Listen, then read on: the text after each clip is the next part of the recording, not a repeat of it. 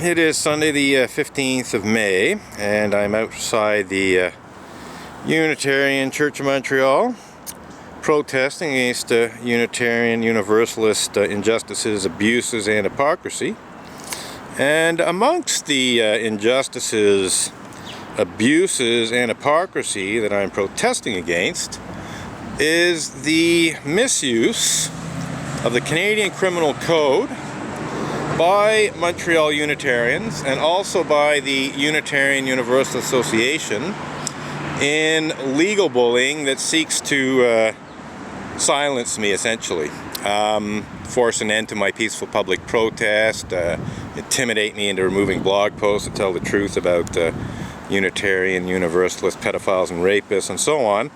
And so these picket signs here, les procureurs de la Couronne de Québec en nuit aux droits et libertés de la personne, were created and displayed back when the Crown prosecutors of Quebec had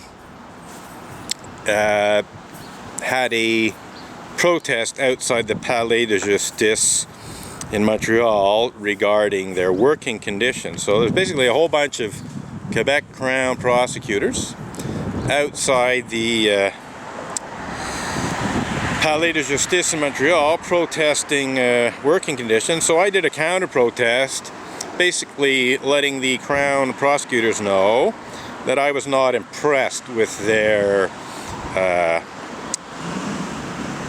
work, which basically denied or diminished my own and other people's rights and freedoms.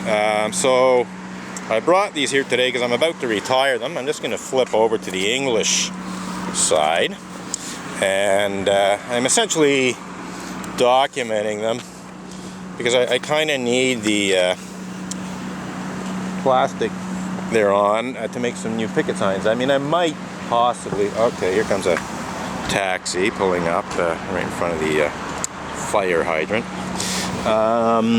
Typical, I'm afraid. Not just the taxi, but Montreal Unitarians think it's just fine and dandy to park in front of the fire hydrant to let people off. Bonjour. So, anyhow, getting back to things, Quebec Crown prosecutors undermined charter rights and freedoms. That's pretty well to the point. And somebody just stepped out here.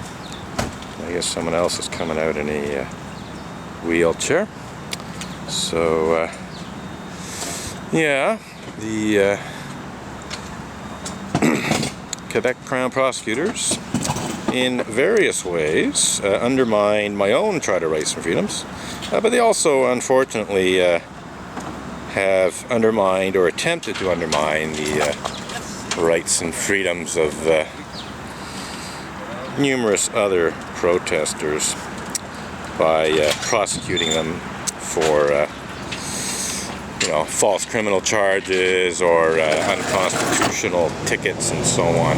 So yeah, this again, as I said earlier in the video, these picket signs were displayed to Quebec Crown prosecutors, literally dozens of them, if not a few hundred of them, when some years ago, I think in 2011, they were all out en masse in front of the Palais de Justice in Montreal, protesting against contract and working conditions and so on. And it's funny because the signs initially said Quebec Crown prosecutors undermine charter rights and freedoms, but a few of them complained, saying, this, in terms of me, it happened in the past, so please make it the past tense. So I added the D on the end there, just to please the nitpicking Crown prosecutors who tried to make it a thing in the past. Well, guess what? Since 2011, in 2012, 2013, 2014, Crown prosecutors prosecuted, hundreds of Montreal protesters on very questionable grounds. So yeah, they're still at it, I'm afraid. And I'm actually, the more I think about it, the more I think I won't retire those picket signs, because I suspect they'll come in handy again. One of the reasons I'm displaying them, besides the fact that I was thinking of retiring them, but I'm having second thoughts now, was because the SPVM police were here 2 weeks ago when I protested. And of course they were again threatening me with tickets and threatening me with even criminal charges. And so, yeah, it's sort of the same old story. I mean, if the police do in fact have me arrested on some, trumped up criminal charge that the Montreal Unitarians, or indeed the American Unitarians attempt to bring against me, well, Quebec Crown prosecutors are going to have to deal with that. I'm hoping that they'd be a little bit smarter this time and make sure that they don't actually,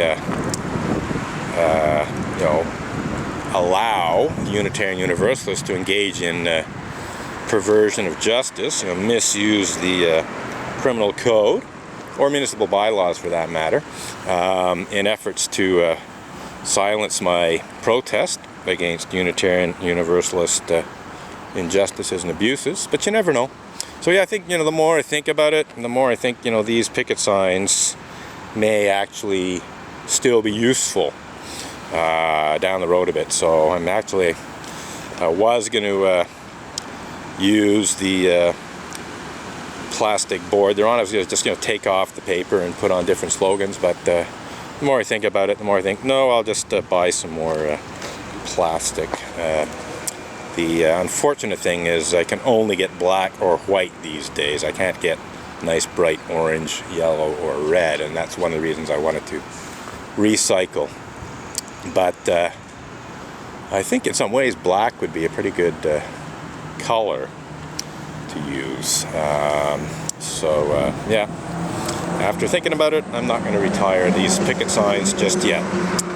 And we will continue with a little protest here and see what happens. Had an interesting conversation with a guy claiming to be a global news director or whatever.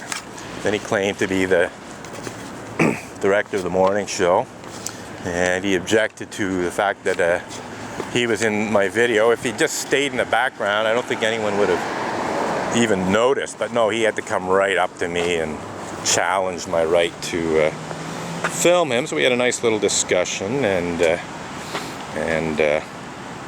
I will be looking into the... oh, here he comes, here he comes. The cover-up man has arrived.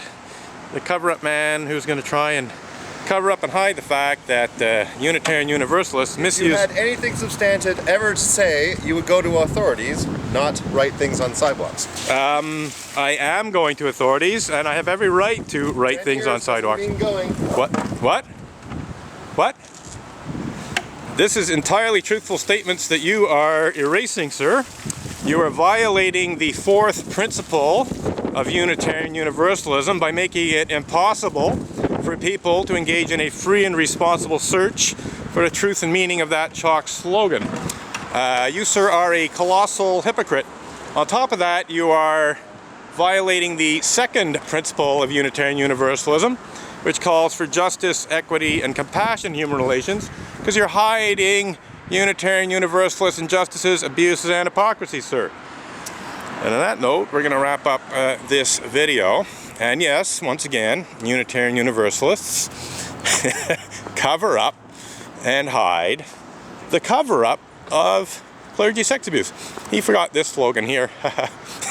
So it's kind of ironic, I can now discuss what he just did. Unitarians cover up UU clergy sex abuse.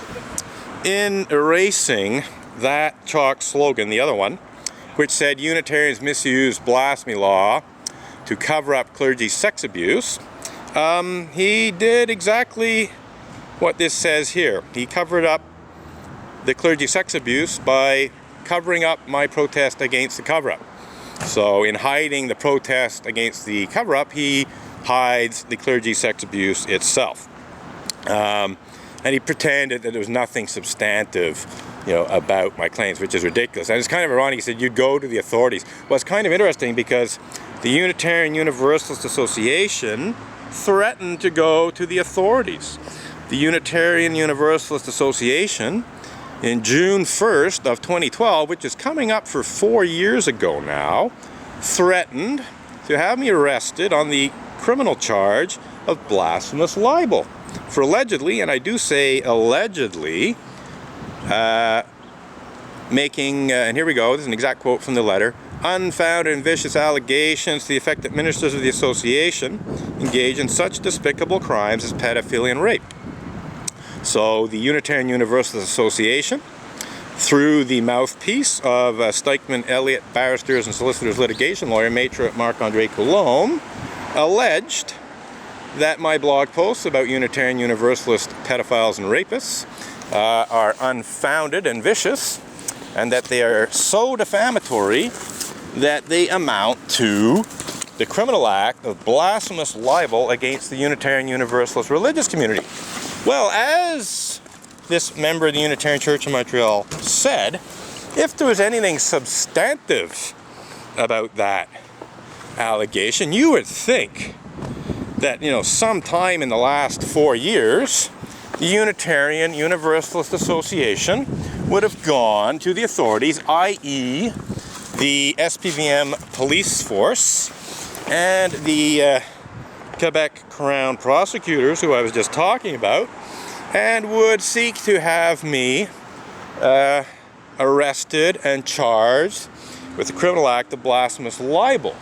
And you would think that they would try to have me convicted of the criminal act of blasphemous libel, because, as everyone knows, I am innocent of the criminal act of blasphemous libel until such a time as I am found to be guilty of blasphemous libel beyond a reasonable doubt in a court of law. Well, the simple answer is there was nothing substantive about the Unitarian Universalist Association's false allegation that I was guilty of blasphemous libel.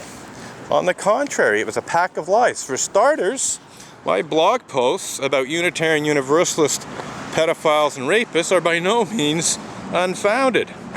The few blog posts that I'd actually posted to the internet prior to being falsely accused of blasphemous libel by the Unitarian Universalist Association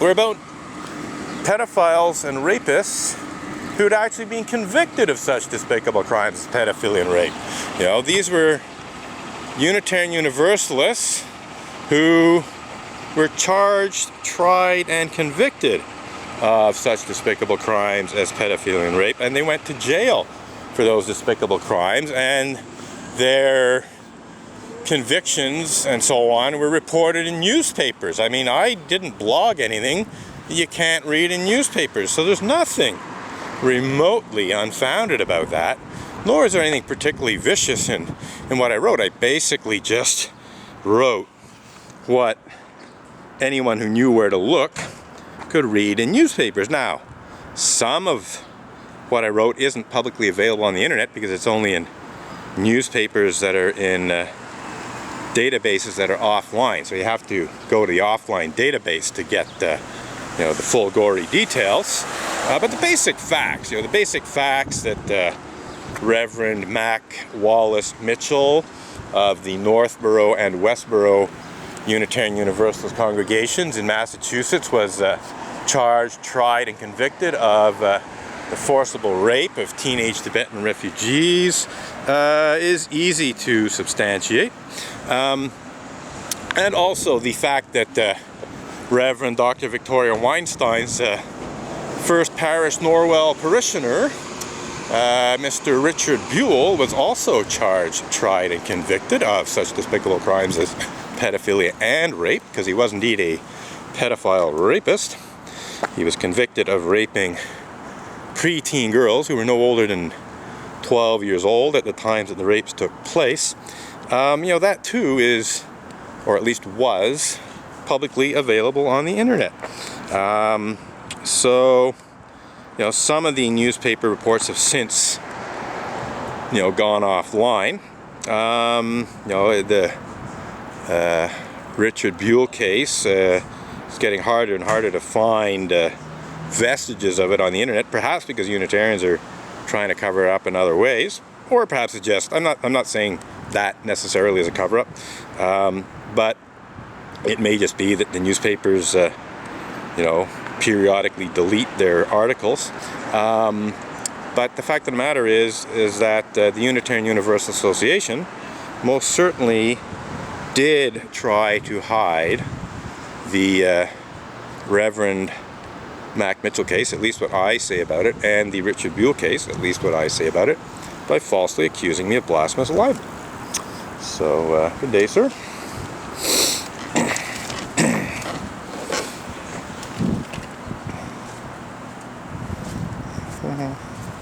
So, somebody arriving on bike here. So, I see that my battery is almost completely depleted. I also see that we're coming up to 16 minutes of recording, and I think this will go for 17 and a bit before automatically stopping. So I think we're going to wrap up this segment of video, and we shall decide what to do. I have spare batteries, so I should be able to continue. I see John Inder, the former president of the church, along with the other guy.